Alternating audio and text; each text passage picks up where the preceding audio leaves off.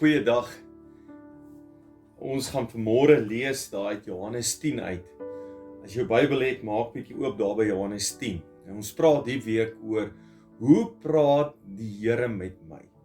Jy weet, in die Bybel, reg deur die Bybel, praat God met mense. Hy praat met die profeet, hy praat met die rigters, hy praat met die konings, hy praat met sy disippels, hy verskyn aan Paulus, hy praat met mense wat ver van hom af was, en hy het met hulle gepraat. Nou, Jesus kom en nou maak hy 'n radikale stelling. En hoor hierdie stelling in Johannes 10. Johannes 10 waar hy praat van, hy is die goeie herder. Kom ons lees maar sommer vanaf vers 1.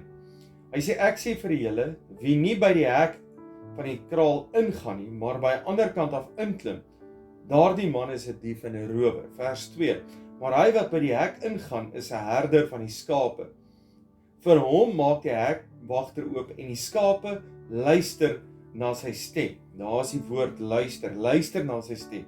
Hy roep sy eie skape op hulle naam en lei hulle uit. Wanneer hy al sy skape uitgelei het, gaan hy voor hulle uit en hulle volg hom, omdat hulle sy stem ken. Ek onderstreep dit hier in my Bybel. Omdat hulle sy stem ken. So Jesus sê dat God praat met ons, die herder praat met ons, en ons luister, hy roep ons op ons naam, hy ken ons naam, en ons volg hom, en ons ken sy stem. So, toe ek nou die dag vir die Here vra, Here, hoe moet ek vir mense verduidelik, dat, hoe u praat, sê die Here vir my, jy weet wanneer God met jou praat. Ek hoef nie vir jou verduidelik nie. Jy ken die stem van die Here. En weet jy, as jy daaraan dink, as jy groot geword het in die kerk, en jy het 'n verhouding met die Here, dan begin jy God se stem al hoe meer ken. Net soos wat jy jou pa en ma se stem ken jy God se stem. As jy tot bekering gekom het, en jy begin 'n verhouding met God staan, dan ken jy die stem van die Here. As jy dalk sukkel om te hoor, wanneer die Here praat, en jy ken nie die stem van die Here nie, dan moet ek gaan sê, maar hoorie, ek moet meer hier aan werk. Hierdie is meer belangrik, want ek moet die stem van die Here ken. Want hy sê, my skape ken my stem. En ek dink, die Here praat met jou.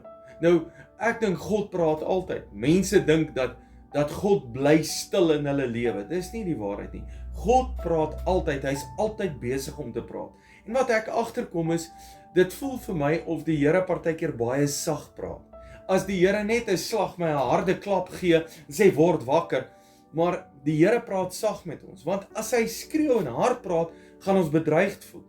Maar hy praat sag. Ons sien hierdie beeld, hy is die goeie herder, die skape, hy skreeu nie op die skape nie, hy verwilder nie die skape nie, hy praat sag met die skape, en die skape ken sy stem, en volg hulle, en volg Jesus. Nou, dit is soos die radiostasie, jy weet, as ons radiostasie, en ek dink vandag luister ons minder radio, maar jy skakel in, my radio, my kar, ek druk net 'n knoppie, dan gaan hy van die een stasie na 'n ander stasie toe.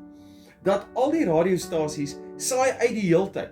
Ek weet nie eintlik hoe dit werk nie, ek sien nie radiogolwe nie, maar as ek ingestel is, dan hoor ek dit dadelik en ek tel dit op en ek wil 'n duidelike stem hoor. En wat snaaks is, ek kan duidelik hoor as ek op RSG is of op Jacaranda is of 702, hulle klank, hulle manier van praat, hulle manier van radiostasie is sommer anderste.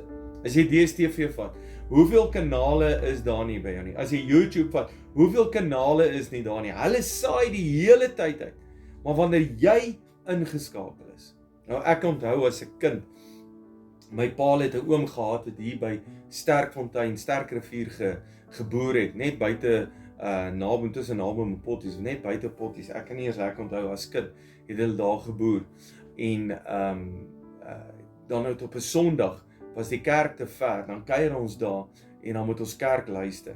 Nou ek was gewoond, ons gaan kerk toe, maar die oom hulle nou op die plaas, hulle kon nie altyd kerk toe gaan nie, dan luister hulle kerk. Hoe laat dit ook al sê maar 8:00 die oggend is op RSG, dan moet ons stop. Alles stop op daai plaas. Jy mag nie 'n woord sê nie. Jy sit doodstil en jy luister die heeltyd wat daar gepreek word. Jy luister die heeltyd. Ek kan nie onthou wat gesê is nie. Maar ek onthou hoe ons stil gesit het. Ek kan onthou hoe almal ingeskakel is. Almal kyk amper vir die radio. Ons kan niks sien nie, maar ons almal kyk, want my ore is gespits soontoe. Ons kyk soontoe. dan wil ek vir jou vra, wil jy nie so bietjie tuning na die stem van die Here?